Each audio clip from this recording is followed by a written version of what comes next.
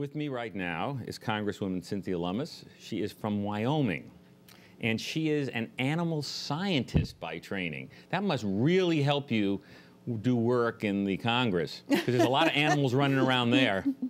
Well, I studied agriculture and biology before going to law school, so being on the natural resources and agriculture committees, it actually does help. I'm also on the budget committee, which I really enjoy. Well, let me start off really by asking you the question. Today's December 7th. What can you tell our viewers to how we're going to protect them both from the threats, internal and external, so we don't have something that happened 68 years ago happen again? Can you just look at that camera and tell our viewers? I spent Thanksgiving with our troops in the Middle East, and I saw the great work of so many Americans making us safe overseas. As a Congress, we have allowed for internet mail to be intercepted that is being transmitted from one foreign country to another that passes through the United States in the process. So we can intercept emails that are being communicated from Al-Qaeda that is being transferred perhaps from Afghanistan to Europe in a way that allows us to watch our safety. And of course, it's important that we do enough to watch our ports so that transportation coming in and out of our country is monitored in a way that protects our safety. Are we doing enough? Are we really doing enough? Is this administration doing enough? You know, I felt comfortable that we were doing enough up until last December because I knew people in the administration who were working on our safety and all of the steps that were being taken. I would need to monitor it more closely now to understand whether that is still in place. Okay. You were the youngest in 1979. You were elected to the legislature. You were the youngest woman in the history of that state to ever be elected to, I think, a state position? To the Wyoming legislature, certainly. And you've gone on, you've had an illustrious career. You've been treasurer. You've done all sorts of things. What's it like now? You're a first-termer. What's it like being in the Congress of the United States? Can you get anything done?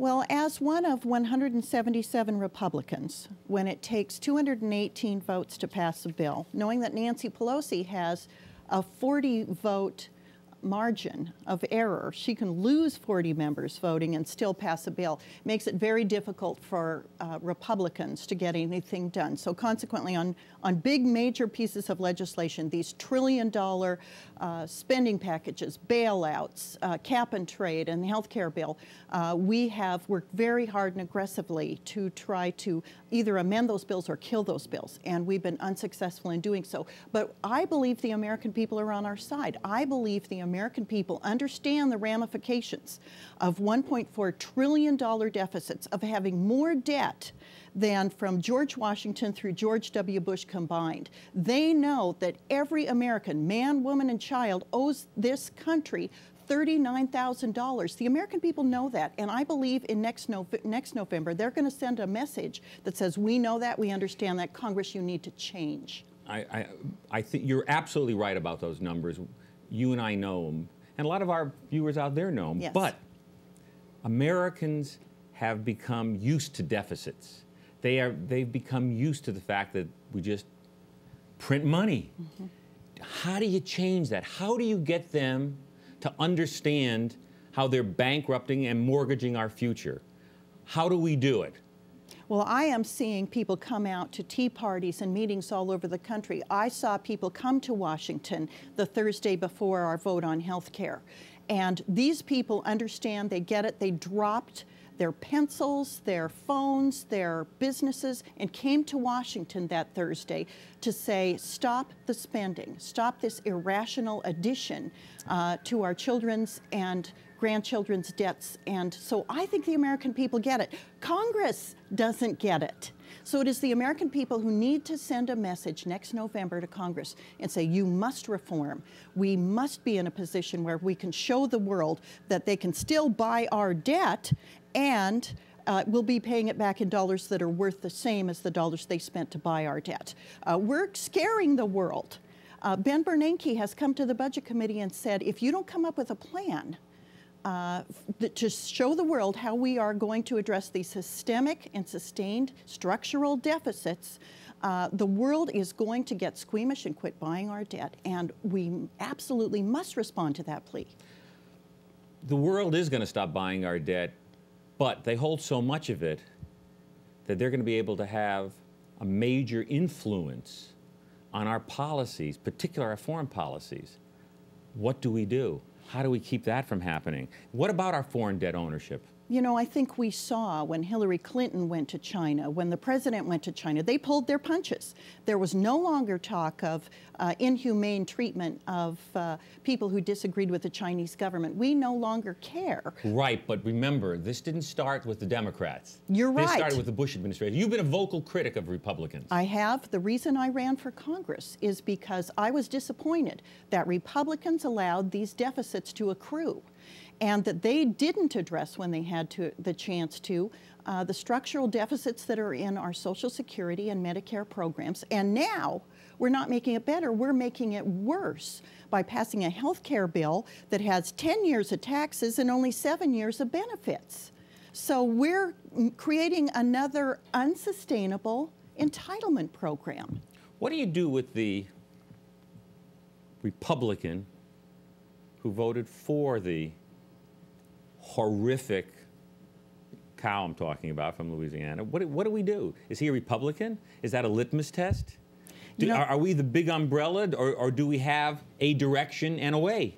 You know, Joseph Gao, Anh Gao, is the first Vietnamese American to ever serve in the United States Congress. He was evacuated from Saigon in among the last planes. He represents a district that is highly Democrat. Roughly 60% of his constituents have no health insurance. So Joseph Gao was voting his district. He has a very unique district, and I do not fault him for his vote. However, the typical Republican and the typical Democrat is serving in a center-right district, and they are going to have a rude awakening if they do not have a good response to their constituents for why they supported that legislation. Sitting in the green room over there is David Keene from the ACU, American Conservative Union. I'm going to ask him about Representative Gao from Louisiana. Should we go after him? Are we again starting down that same path where we stand for nothing? And are we going to basically stand for just electing Republicans for the sake of having a majority? Or are we going to do something? Now, you have been outspoken, but you're not being outspoken now about him. Because I'm talking about one person who serves in the district that William Jefferson served in. William Jefferson is the congressman who is now serving time for having tens of thousands of dollars of cash in his freezer. That is a very unique situation, and Joseph Gao voted against cap and trade. So once again, when we needed his vote on cap and trade, he was there. Somebody who voted for the TARP, for the stimulus, for cap and trade, for the health care bill ought to be pitched out of Congress next November. We're going to talk in a few minutes about a race which you may or may not have followed, but it was New York 23. It was a race where you had 3 people running, and the Democrat won, but the Republican was challenged by a conservative. Yes. And Pete Sessions, you voted for him, or if you didn't, the majority did. The campaign committee gave money to the Republican who ended up endorsing the Democrat. Yes. What do you think about things like, what do you think about the conservative? Should we have gotten behind the conservative when we saw what the Democrat stood for? The Republican was chosen the way that New York chooses candidates when there's a vacancy. You mean whoever had the most money could buy it? Or I'm sorry, that's not. I mean New York. I mean that there was a very small cadre of people who selected that candidate instead of a primary.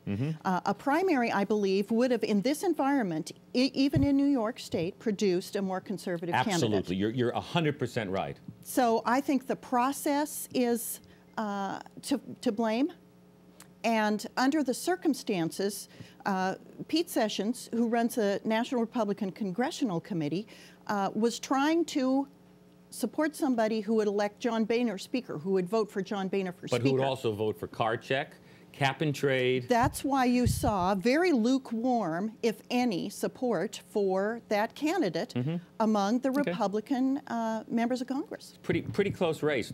The conservative, who, by the way, I'm told didn't even live in the district originally, almost won. And that little bit that Pete Sessions had given to the Republican could have changed a lot.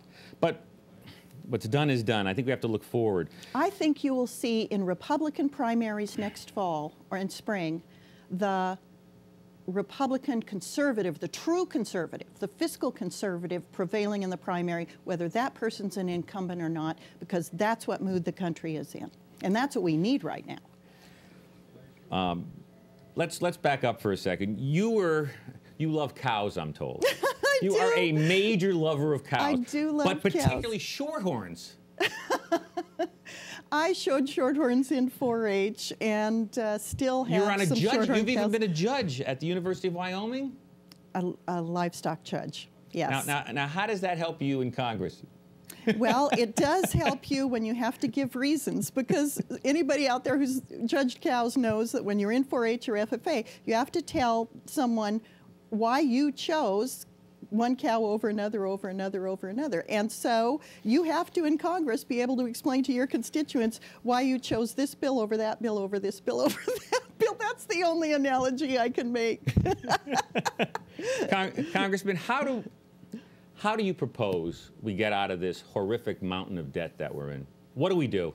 We have to come up with a plan, as Ben Bernanke requested. We have to Do the Republicans have a plan, or are they just basically saying that's no good?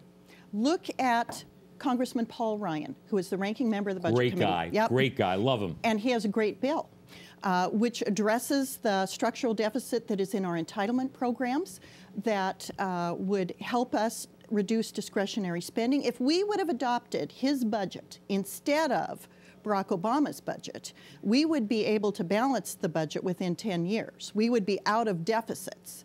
Not out of debt, but out of deficits. And because we did not adopt Paul Ryan's budget, which became the Republican budget, and then instead adopted Barack Obama's budget, Nancy Pelosi's budget, Harry Reid's budget, we are now in a situation of doubling and then tripling in 10 years our deficit, which is unconscionable. And to have the Democrats say that Republicans had a deficit, so we get to have a deficit, that is completely irrational. They should take the high road and did you realize our deficit is so bad that very shortly, if we wanted to join the EU, we don't have the proper debt to GDP to even be allowed to join the European Union? That is just absurd. It is absurd. We could go on for hours with this because you are so right. We have to change the situation there. But more importantly, we have to make sure that Republicans stand for more than just electing Republicans. Absolutely. And you're the person to do it, because you used to be a little bit more feisty on that area. And you don't lose it. Now, don't drink the water there. The water's bad. Okay, Mallory, I'll stay away from the water. Last thing I'd like you to do, I'd like you to look in that camera there, and I'd like you to tell the people what they should do, what our viewers should do to make this country a better place. Okay. Well, first of all, pray for our country and for its leaders. Support your families, help your parents and your children, support your church and local civic organizations to make your community strong. Then I would say, look at your members of Congress and your locally elected officials. Make sure that they know how to balance a budget, that they are fiscally conservative, that they don't just say the right things, that they do the right things. And if they don't, find someone who will and go out and support that person. And if you can't find anyone, run yourself, because we need you in Congress. We need people with good common sense. Thank you so much, Congressman Lummis. Thank you. I was Thanks, right the whole Mallory. time. I almost blew it. That's quite all right. We're going to be back in a few minutes with David Keene, the chairman of the ACU. And then we have one of my favorite people in the world, She is the mountain woman grandma from North Carolina, Virginia Fox, Congresswoman Virginia Fox. We'll be right back with David Keene.